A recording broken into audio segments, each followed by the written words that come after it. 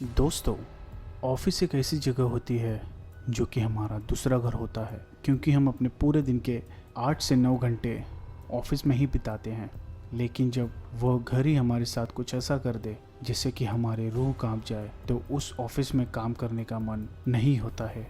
दोस्तों, ऐसी ही कुछ कहानी आज लाया हूँ जो कि हमें भेजी है राधिका ने, जो रहती है मुंबई के एक छोटे से शहर थाने में। दोस्तों, उनका कहना है कि वो पहले बुरी शक्तियों पर भरोसा नहीं करती थी, लेकिन ऑफिस में काम करते वक्त उनके साथ कुछ ऐसा हुआ जिसके बाद उन्होंने अपनी ज़िंदगी में बुरी शक्तियों पर भरोसा करना शुरू कर दिया। तो दोस्तों, वक्त ज़ाया न करते हुए अगली कहानी होगी राधिका की ज़ुबानी।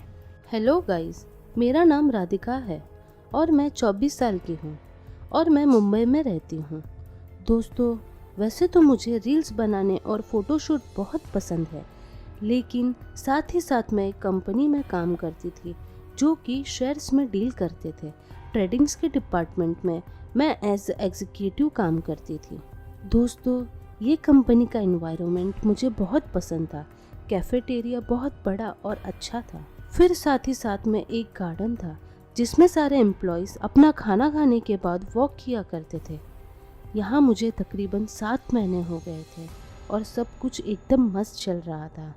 अब यहाँ पे मेरी 2 खास दोस्त बन चुकी थी जिनका नाम जेनी और मारिया था। हमारी दोस्ती इतनी अच्छी हो चुकी थी कि हम साथ में ही खाना खाया करते थे और यहाँ तक कि वॉशरूम भी साथ ही जाया करते थे। दोस्तों, कभी कभार मैं वॉशरूम अकेले ही जाया करती थी और लास्ट वाला वॉशरूम ही यूज़ करती थी। मुझे वहाँ पर एक अलग ही सुकून मिलता था, मतलब एकदम शांत फील होता था, रिलैक्स हो जाती थी मैं। एक बार की बात है दोस्तों, जब मैं वॉशरूम गई थी सिर्फ अपना फेस वॉश करने के लिए। फिर मैंने अपना फेस वॉश किया और अभी मैं अपना फेस पोंछ ही रही थी कि मुझे वो लास्ट वाले वॉशरूम से फ्लश करने की आवाज़ आई। मैंने इतना गौर नहीं किया। फिर अचानक से मुझे किसी के दरवाज़ा खटखटाने की आवाज़ आई।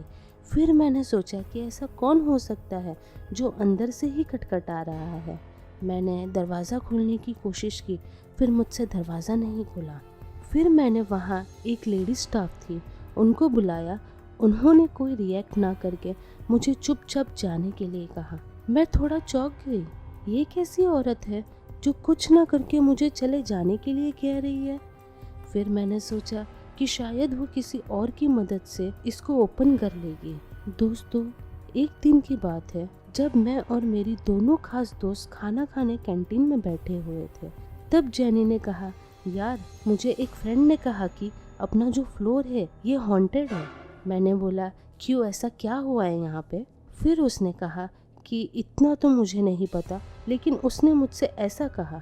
फिर मैंने कहा कि अरे यार, ऐसा कुछ नहीं होता है, भूत वूत कुछ नहीं होता, सब मनगढ़ंत सोच है। दोस्तों, एक दिन की बात है जब मुझे और मेरे दोनों दोस्तों को मेरे बॉस ने 8 बजे तक रुकने को कहा था। दोस्तों, यहाँ एक बात बता दूं कि मेरा ऑफिस ज़्यादा बड़ा नहीं था, सिर्फ 20 से 25 लोगों के बैठने की जगह थी और हमेशा मैं और मेरी दोनों दोस्त काम में अच्छी थी। मेरे बॉस ने कहा था कि काम ज़्यादा है तो शाम को 8 बजे घर जाना, और वहाँ पे सब घर चले गए थे, सिर्फ मैं, जेनी और मारिया ही रुके थे। दोस्तों, हमने सब काम ख़त्म किया। फिर मेरी फ्रेंड जेनी ने कहा कि वो वॉशरूम जाकर आ रही है। वो आगे निकल गई और मैं अपना बैग पैक कर रही थी। फिर मारिया भी वहाँ पानी पीने के लिए गई हुई थी। उसने सुना कि जेनी वॉशरूम में किसी से बात कर रही थी। फिर मारिया ने जेनी के बाहर आने का इंतज़ार किया और फिर कहा कि तू किससे बात कर रही थी अंदर वॉशरूम में? जेनी ने कहा कि वो राधिका यानी मुझसे बात कर रही थी। फिर उसने शॉक में आके कहा कि अरे पागल, कुछ भी मत बोल, राधिका तो अपना बैग पैक कर रही थी, वो तो वॉशरूम में गई ही नहीं। ये सुनकर फिर मैं और मेरे दोनों फ्रेंड्स भाग के जाने लगे। फिर पता चला कि जेनी अपना फ़ोन वॉशरूम में ही भूल गई है। फिर हमने सोचा कि अब कैसे जाकर ले इसे।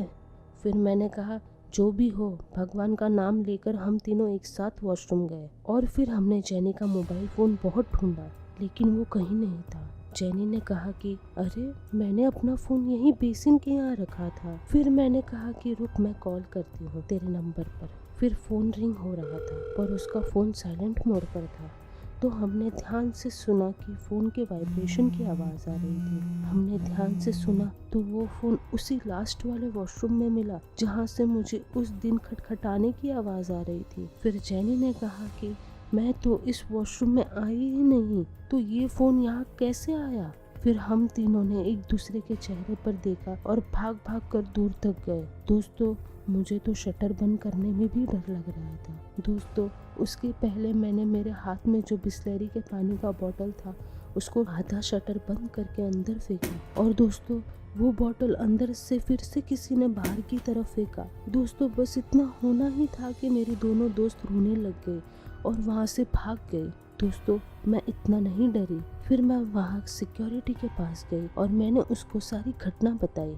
ये सुनकर उसने कहा, मैडम आप यहाँ अकेले क्यों रुकती हो? शाम को 6 बजे के बाद जब सब चले जाते हैं तब आप भी चली जाया करो। फिर मैंने उनको पूछा कि अंकल आप ऐसा क्यों कह रहे हो, क्या बात है? फिर उन्होंने मुझसे कहा, मैडम अभी टाइम बहुत हो गया है, मैं आपको ये किस्सा कल सुनाऊंगा, कल मेरी डे शिफ्ट है। दोस्तों, अगले ही दिन मैं और मेरे दोनों दोस्त 1 घंटे का ब्रेक लेकर उस सिक्योरिटी से मिलने गए। दोस्तों, उस सिक्योरिटी ने जो बताया उससे मेरे पैरों के नीचे की ज़मीन खिसक गई।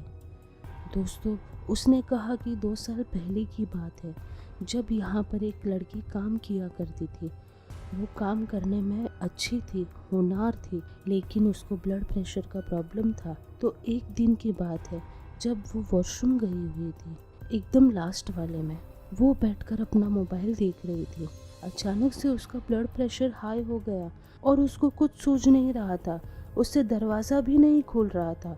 वो दरवाज़ा खटखटाती रही लेकिन कोई नहीं था वहाँ पर। फिर बीपी बढ़ने के कारण उसके दिमाग का नस फट गया और उसकी वहीं मौत हो गई। उसने कहा कि मैं अकेले ही नहीं हूँ जिसको ये सब सुनाई देता है। उसने कहा कि जो कोई उस वॉशरूम में अकेला जाता है उसे वो दरवाज़ा खटखटाने की आवाज़ आती ही है। दोस्तों, ये सुनकर मुझे सब समझ आ गया कि उस दिन मुझे ऐसी आवाज़ क्यों आ रही थी और उस औरत ने मुझे चुपचाप जाने को क्यों कहा। दोस्तों, मुझे सब सुनकर बहुत बुरा लग रहा था और साथ ही साथ डर भी लग रहा था। मैंने तुरंत जाकर कल शाम वाला हादसा अपने मैनेजर को बताया। उसने उसी दिन से कहा कि शाम को 6 बजे के बाद यहाँ कोई नहीं रुकेगा, भले ही कितना भी काम अर्जेंट हो। फिर दोस्तों, कुछ दिनों बाद उस लास्ट वाले वॉशरूम की अच्छी तरह से शांति पूजा की गई और उस वॉशरूम को अच्छी तरह से पैक करके बंद कर दिया। उस दिन से मैं जब भी अकेले जाती थी तब उस वॉशरूम में यही बोलती थी कि देखो, अब जो कोई भी हो, आपका हमने कुछ नहीं बिगाड़ा है, आप हमें कोई नुकसान नहीं पहुँचाना। और दोस्तों, हमें कभी भी उस लड़की की आत्मा से कोई नुकसान नहीं हुआ, बल्कि मुझे लगता है कि वो हमसे मदद मांग रही थी और उस शांति पूजा के बाद ये सारी घटनाएं बंद हो गई। तो आशा करता हूँ दोस्तों कि आपको ये कहानी अच्छी लगी होगी। और दोस्तों, हम ये मान भी सकते हैं कि हर कोई आत्मा बुरी नहीं होती। हो सकता है कुछ आत्माएं हमसे मदद मांगती हैं और हम उस मदद से भी डरने लगते हैं। तो दोस्तों, राधिका का कहना है कि ये सब होने के बाद उन्हें इस कंपनी को छोड़ना पड़ा और उन्हें दूसरी जगह पर अच्छी नौकरी मिल गई है। वो आज भी हमारे साथ जुड़ी हुई है और उनकी ज़िंदगी में सब ठीक चल रहा है। तो दोस्तों, आशा करता हूँ आपको ये कहानी पसंद आई होगी और आप सभी का धन्यवाद।